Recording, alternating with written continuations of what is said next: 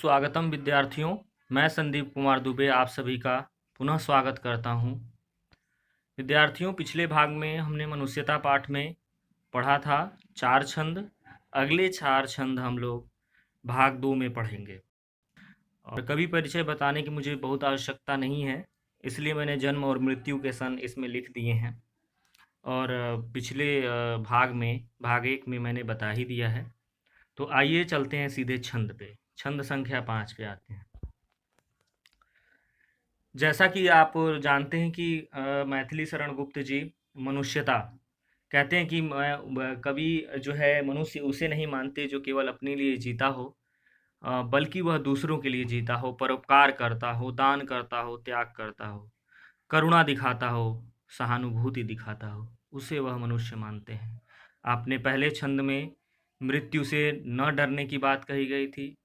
फिर दूसरे छंद में उन्होंने बताया कि हमें एक साथ मिल कर के रहना चाहिए, क्योंकि मनुष्यता ही सबसे बड़ा धर्म है।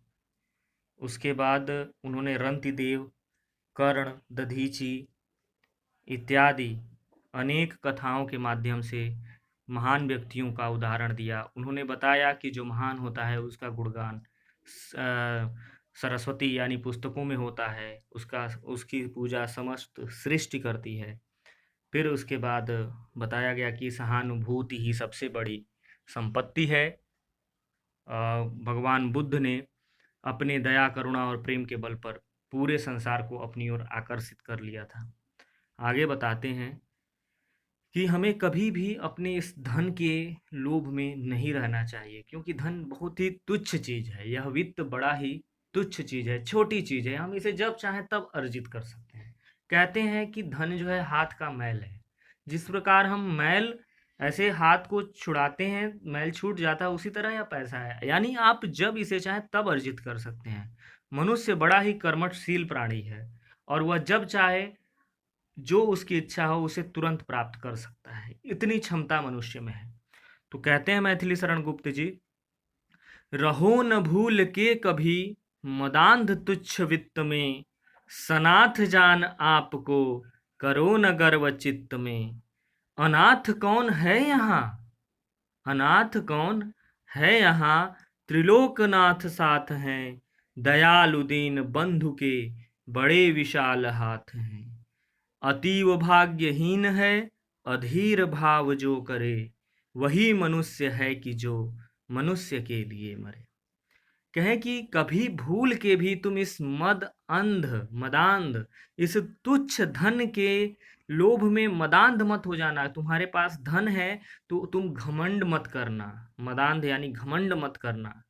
और सनाथ जान आपको करो न गर्व चित्त में, अपने आप को सनाथ जान करके, यानी हमारे साथ अपनों का साथ है, माता पिता का साथ है, यह भी जान करके अपने चित्त यानी मन में गर्व मत करो। क्योंकि अनाथ कौन है यहाँ, यहाँ पर इस संसार में कोई भी अनाथ नहीं है, क्योंकि त्रिलोकनाथ साथ हैं, साक्षात ईश्वर उसके साथ हैं, जिसका कोई नहीं है। जो अनाथ है, जिसके माता पिता भाई बंधु नहीं है, उसके बंधु और भाई साक्षात त्रिलोकनाथ अर्थात ईश्वर है। कहते हैं दयालु दीन बंधु के बड़े विशाल हाथ हैं। दयालु हैं, दीन बंधु हैं। ईश्वर क्या यह विशेषण है कि वह दयालु हैं, दीन बंधु हैं, गरीबों के रखवाले हैं, बड़े विशाल हाथ हैं। अर्थात उनके हाथ बड़े विशाल हैं, यानी वो सब पर कृपा करते हैं, वह किसी के साथ अन्याय नहीं होने देते हैं।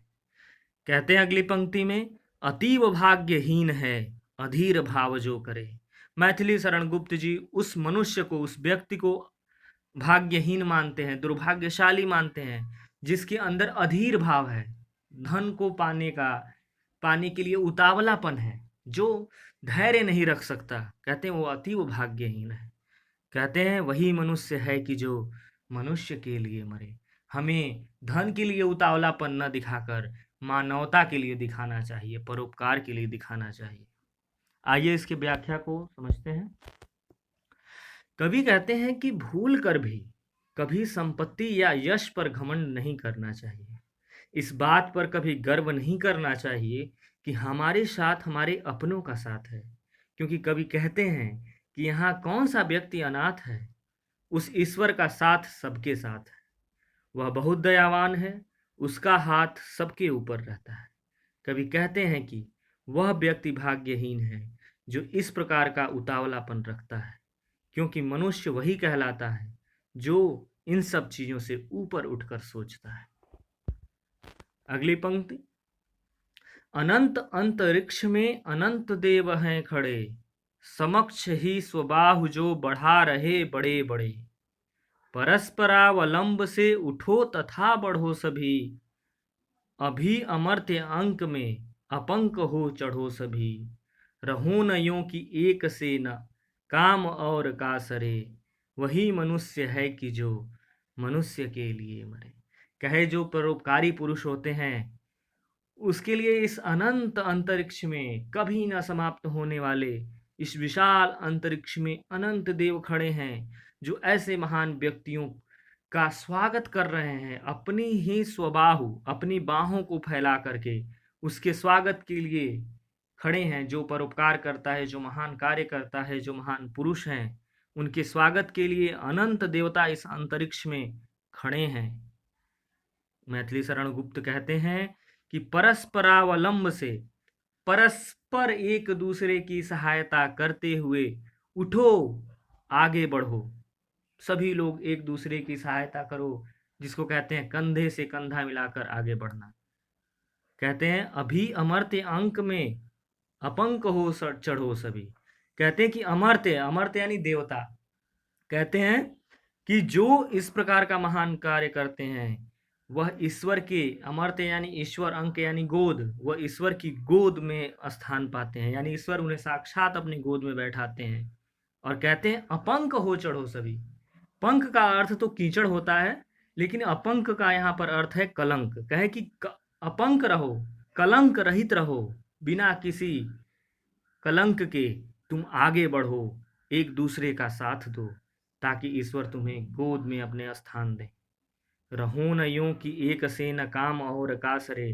कहे हमें इस प्रकार नहीं रहना चाहिए कि एक दूसरे का काम बाधित हो, बल्कि हम एक दूसरे के कार्य में आए। कहते हैं वही मनुष्य है कि जो मनुष्य के लिए मरे। कवि कहते हैं कि उस कभी न समाप्त होने वाले आकाश में असंख्य देवता खड़े हैं जो परोपकारी व दयालु मनुष्यों का सामने से खड़े होकर अपनी भुजाओं को फैलाकर स्वागत करते हैं। इसलिए दूसरों का सहारा बनो और सभी को साथ में लेकर आगे बढ़ो। सभी कलंक रहित होकर देवताओं की गोद में बैठो। अर्थात यदि कोई बुरा काम नहीं करोगे तो देवता तुम्हें अपनी गोद में बिठाएंगे। अपने मतलब के लिए नहीं जीना चाहिए, अपना और दूसरों का कल्याण व उद्धार करना चाहिए, क्योंकि इस मरणशील अर्थात समाप्त होने वाले संसार में मनुष्य वही है जो मनुष्य का कल्याण करता है, उसका परोपकार करता है। अगली पंक्ति में मनुष्य को एकता का संदेश देते हुए कहते हैं, मनुष्य मात्र बंधु है यही बड़ा विवेक है, पुराण पुरुष स्वयंभू पिता प्रसिद्ध एक है, फलानुसार कर्म के अवश्य बाह्य भेद हैं, परंतु अंतरैक्य में प्रमाणभूत वेद हैं।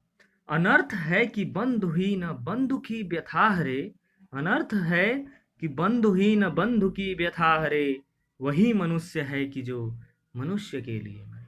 कहें कि मनुष्य मात्र बंधु है। यहाँ पर एक टाइपिंग एरर है, मात्रात्मक त्रुटि, मनुष्य मात्र बंधु है। कहे कि मनुष्य एक दूसरे के बंधु हैं, यही सबसे बड़ा विचार है, यही सबसे बड़ी बुद्धिमानी है।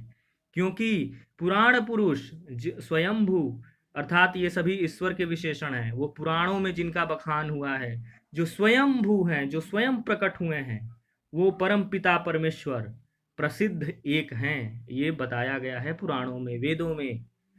फिर कहते हैं कि ठीक है, सभी के अपने कर्मों के अनुसार उनको फल की प्राप्ति होती है, फलानुसार कर्म के अवश्य बाह्य भेद हैं। हम, ये सत्य बात है कि हम जैसा कर्म करते हैं हमें वैसी ही चीज़ें हमें प्राप्त होती हैं, लेकिन ये बाहरी चीज़ें हैं। आंतरिक चीज़ें क्या हैं, अंदर की चीज़ें का क्या है, परंतु अंतरैक्य में प्रमाणभूत वेद हैं।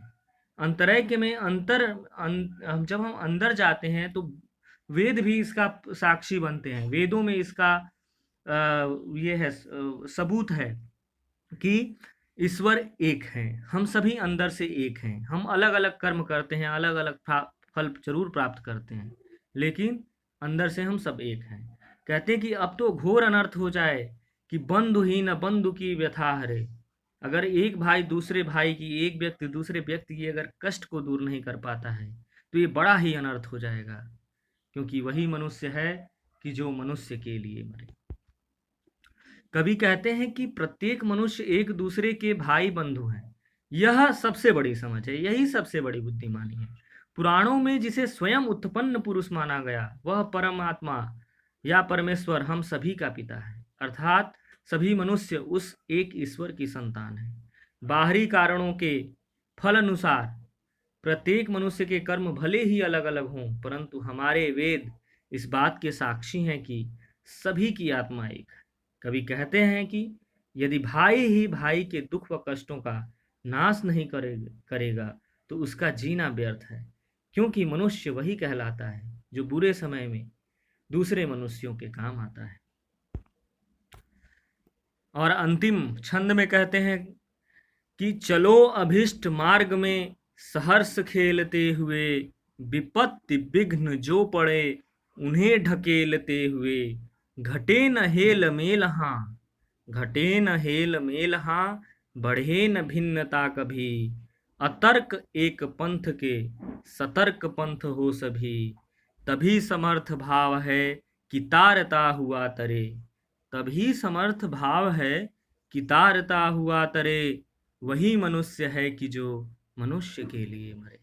कहते हैं कि अपने अभिष्ट यानी जो हमने मार्ग चुना है, अभिष्ट मार्ग, उसमें हमें खेलते हुए प्रसन्नता के साथ सहर्ष खुशी के साथ आगे बढ़ना चाहिए।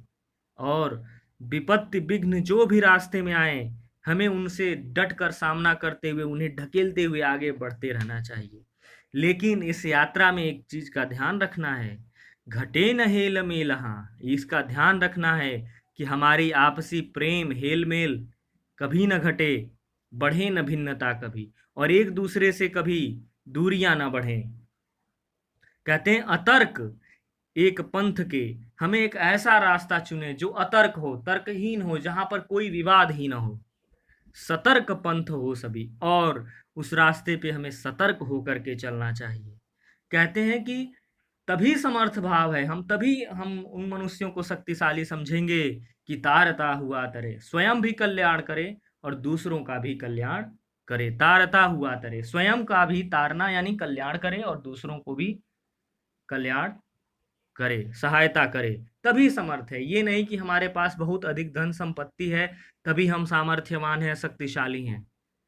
मैथिली शरण गुप्त के अनुसार वही समर्थ है जो दूसरों की सहायता करता है, वही शक्तिशाली है, वही मनुष्य है कि जो मनुष्य के लिए मरे। कवि कहते हैं कि मनुष्य को अपनी इच्छा से चुने हुए मार्ग में खुशी खुशी चलना चाहिए।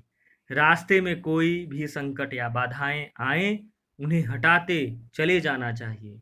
मनुष्यों को यह ध्यान रखना चाहिए कि आपसी समझ न बिगड़े और भेदभाव न बढ़े। बिना किसी तर्क वितर्क के सभी को एक साथ लेकर आगे बढ़ना चाहिए। तभी यह संभव होगा कि मनुष्य दूसरों की उन्नति और कल्याण के साथ अपनी भी समृद्धि कायम करे। तो विद्यार्थियों, इस प्रकार मनुष्यता का यह ओजपूर्ण पाठ, प्रेरणा वाला पाठ यहाँ पर समाप्त होता है। मैं आशा करता हूँ कि आप इस पाठ को पढ़ करके आप भी इस कविता से कुछ गुण अपने अंदर समाहित करेंगे, उस रास्ते पर चलने की कोशिश करेंगे, और जो आपका अभिष्ट मार्ग है, जो आपका लक्ष्य है, उसको जरूर ध्यान में रखेंगे तो निश्चित ही आपको सफलता मिलेगी। तो यहाँ पर मनुष्यता पाठ समाप्त होती है। आप सभी का बहुत बहुत धन्यवाद और आभार। और यदि कोई सुझाव, कोई प्रश्न हो तो निश्चित रूप से कमेंट बॉक्स में लिखें। मैं दिन प्रतिदिन इसमें सुधार करूँगा। बहुत बहुत धन्यवाद।